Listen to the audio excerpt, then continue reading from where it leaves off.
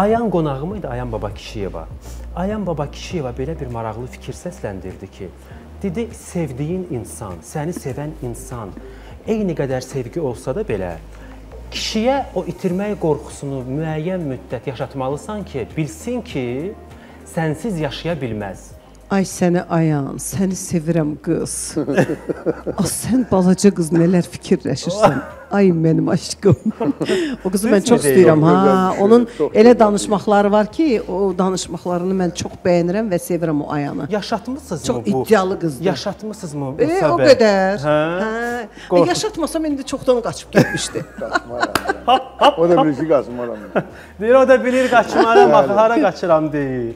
Sən bilirsən, o birisi mən həmişə ondan dalaşanda deyirəm ki, ay bala deyirəm, nədir, boxçan qapının ağzındadır, götürüb gedir, gəlir, götürüb gedir, özü gedər, özü gələr, heç kim sevdiyi gətirməz. adamdan uzaqlaşanda insan nə günə qalar? Əgər doğrudan da sən dəli kimi sevirsənsə, təsəvvür elə ki, sən dəli kimi bir sevgin var, onu sevdiyin adama verirsənsə, o da qəbul edir, başa düşürsən ki, o da başa düşür.